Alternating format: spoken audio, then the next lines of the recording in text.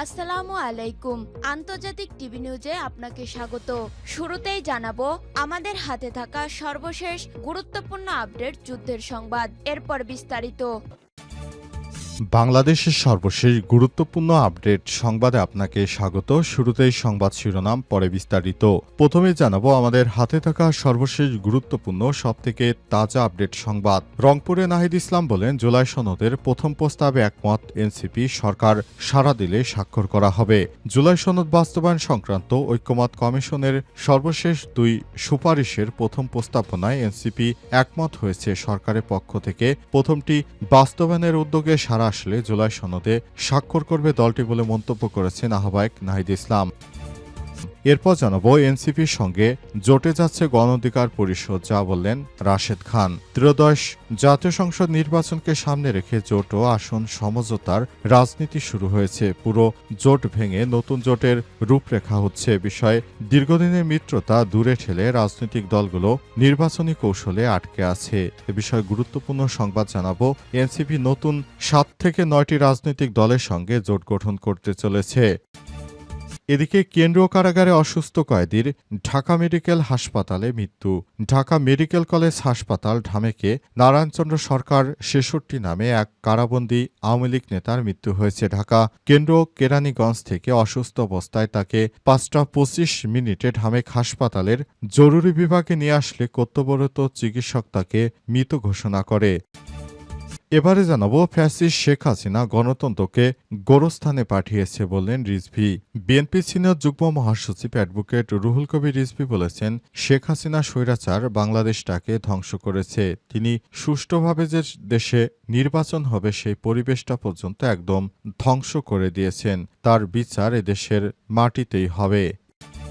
এবং সর্বশেষ জানাবো জামাত নেতা অধ্যাপক মুজিবুর রহমান বললেন, স্বতন্ত্র ইবতেদায়ী মাদ্রাসা পর্যায়ক্রমে জাতীয়করণের ঘোষণা দ্রুত বাস্তবায়ন করুন। স্বতন্ত্র ইবতেদায়ী মাদ্রাসা শিক্ষকদের আন্দোলনের প্রতি সমর্থন জানিয়ে তাদের ন্যায়সঙ্গত দাবিসমূহ মেনে নেওয়ার জন্য সরকারের প্রতি আহ্বান জানিয়েছে বাংলাদেশ জামাত ইসলামের নায়েবে আমির অধ্যাপক মুজিবুর রহমান। প্রিয় দর্শক, এতক্ষণ শুনছিলেন সংবাদ শিরোনাম, এবারে বিস্তারিত। তবে তার আগে বন্ধুরা, অনুরোধ থাকবে এই সংবাদটিতে একটি লাইক দিন। এই চ্যানেলে আপনি নতুন হয়ে থাকলে আমাদের সংবাদটি দেখতে দেখতে চ্যানেলটি সাবস্ক্রাইব করে রাখুন। কমেন্ট করে বন্ধুরা আপনার মূল্যবান মতামত জানিয়ে দিন আপনি বিশ্বের কোন দেশ থেকে বা বাংলাদেশের কোন স্থান থেকে আমাদের সংবাদটি দেখছেন এবং শুনছেন। আর বন্ধুরা, সংবাদটি আপনার সোশ্যাল মিডিয়া ফেসবুকে শেয়ার করে বন্ধুদেরও দেখার সুযোগ করে দিন। এবারে বিস্তারিত।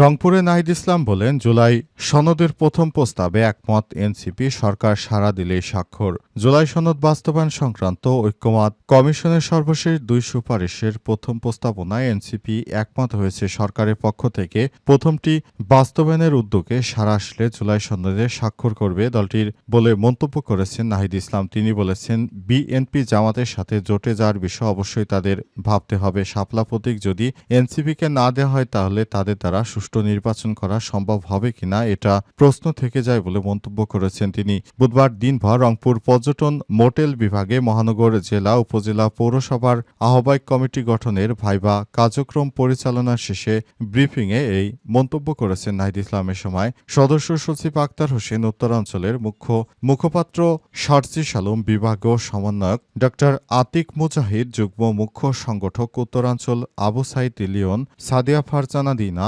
আসাদুল্লাহ আল গালিব, কেন্দ্রীয় সদস্য আব্দুল মোনায়েম, কেন্দ্রীয় সদস্য নেতৃত্ববৃন্দ উপস্থিত ছিলেন। সেখানে নাহিদ ইসলামকে প্রশ্ন করা হয়, আপনারা জুলাই সনদে কেন স্বাক্ষর করলেন না? সরাসরি জবাব দিয়েছেন, কিভাবে স্বাক্ষর করব, কারণ জুলাই সনদে যদি স্বাক্ষর করি তাহলে সনদটি যে নোট অব ডিসেন্ট দিয়ে রেখেছে বিএনপির সশস্ত্র সন্ত্রাসীরা, সেই সন্ত্রাসীরা যদি ক্ষমতায় যায় তাহলে নাহিদ ইসলামের দল যে আন্দোলন সংগ্রাম করেছে, শেখ হাসিনাকে তাড়িয়েছে, তারপর তাদেরকে বিপ্লবী বলে ফাঁসি রশিতে ঝুলাবে। সুতরাং আইনি ভিত্তি ছাড়া তারা কিভাবে এটিতে স্বাক্ষর করে, সেই প্রশ্ন তিনি সাংবাদিকদের জিজ্ঞেস করেছেন। তবে সাংবাদিকরা আর কোনো উত্তর দিতে পারেনি।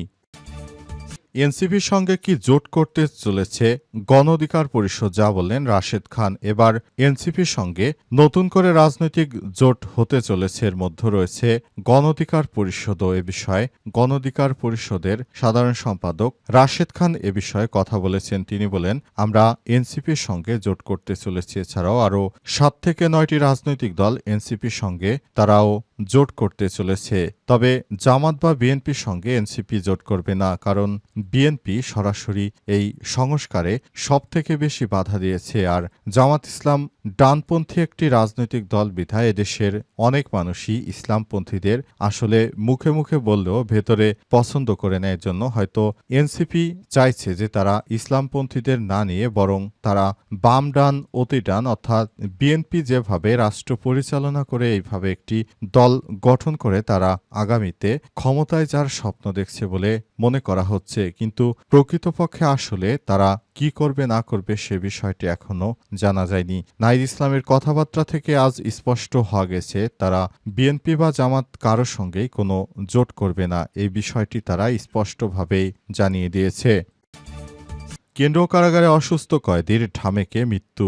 ঢাকা মেডিকেল কলেজ হাসপাতালে নারায়ণচন্দ্র সরকার ৬৬ নামের এক কারাবন্দী হাজতির মৃত্যু হয়েছে আজ। ঢাকা কেন্দ্রীয় কারাগারের কেরানীগঞ্জ থেকে অসুস্থ অবস্থায় তাকে বুধবার সন্ধ্যা ৫টা ২৫ ঢামেক হাসপাতালের জরুরি বিভাগে নিয়ে আসলে কর্তব্যরত চিকিৎসক তাকে মৃত ঘোষণা করেছেন। তার মৃত্যুর ঘটনায় পুরো এলাকায় থমথমে অবস্থা বিরাজ করছে। মনে করা হচ্ছে আওয়ামী লীগের ফ্যাসিবাদীর সঙ্গে অনেক নেতাকর্মী জড়িত ছিলেন। তারা শেখ হাসিনা রোশানলে থেকেছেন ঠিকই, কিন্তু তারা একটি ভালো রাষ্ট্র গড়ে তুলতে চেয়েছিল কিন্তু পারেনি। কিন্তু বিভিন্ন সময় শেখ হাসিনার জন্য তারা নানাভাবে ফেঁসে গেছে, তাই তারা কখনো ভালোভাবে কোনো কিছুই করতে পারেনি। কিন্তু শেখ হাসিনা তাদের পরিবারের সব সদস্যদেরকে নিয়ে গেলেও আওয়ামী লীগের অনেক নেতাকর্মীকে না জানিয়ে তিনি দেশ ছেড়ে পালিয়ে যান। এরপর থেকে আওয়ামী লীগের নেতাকর্মীরা অনেকেই ধরাশায়ীর মধ্যে পড়ে যায়। অন্তর্বর্তীকালীন সরকারের প্রধান উপদেষ্টা প্রফেসর ডক্টর মোহাম্মদ ইউনূসের সরকার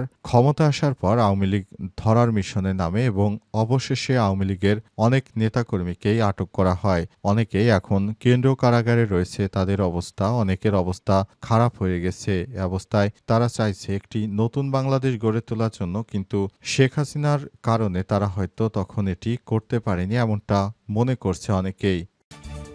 ফ্যাসিস্ট শেখ হাসিনা গণতন্ত্রকে গোরস্থানে পাঠিয়েছে বললেন রিজভী। বিএনপি সিনিয়র যুগ্ম মহাসচিব অ্যাডভোকেট রুহুল কবির রিজভী বলেছেন, গণতন্ত্র ধ্বংসকারী ফ্যাসিস্ট শেখ হাসিনা গণতন্ত্রকে গোরস্থানে পাঠিয়েছে। বুধবার বিকেলে নরসিংদীর মাধবদীতে জেলা বিএনপি আয়োজিত নতুন সদস্য সংগ্রহ ও নবায়ন অনুষ্ঠানে প্রধান অতিথির বক্তব্যে তিনি মন্তব্য করেছেন। তিনি বলেন, সমাজে যারা চাঁদাবাজি করে মানুষের মাঝে অরাজকতা তৈরি করে নদীর বালি এবং অন্যের জমি দখল করে তারা বিএনপির সদস্য হতে পারে না। বিএনপির জেলা কমিটির সভাপতি খায়রুল কবির খোকনের সভাপতিত্বে আরও বলা হয়েছে, বিএনপির যেসব কর্মকাণ্ডের সঙ্গে সন্ত্রাসী কর্মকাণ্ড করছে যারাই করছে তারা বিগত সময়ে ফ্যাসিস্ট স্বৈরাচারের দোসর ছিল। তারা এখন বিএনপির ইমেজকে নষ্ট করার জন্য উঠে বেড়ে লেগেছে। বিএনপি কখনো এই ধরনের দল নয়, তারা সব সময় জনকল্যাণমুখী একটি দল। এই দলটি আগামীতে নির্বাচনের মাধ্যমে নতুন বাংলাদেশ গড়ে তুলতে বদ্ধপরিকর। তাই তারা অন্তর্বর্তীকালীন সরকারের কাছে তারা একটি ভালো মানের নির্বাচন চায় এবং সে অনুযায়ী কাজ করতে চায়। সরকারও তাদেরকে প্রতিশ্রুতি দিয়েছে এবছর শেষে আগামী বছরের ফেব্রুয়ারি মাসে দেশে সুষ্ঠু সুন্দর পরিবেশে একটি নির্বাচন হবে। সেই নির্বাচনে আশা করা হচ্ছে বিএনপি বিপুল ভোটে জয়লাভ করবে এবং বিএনপি একটি নতুন বাংলাদেশ গড়তে বদ্ধপরিকর।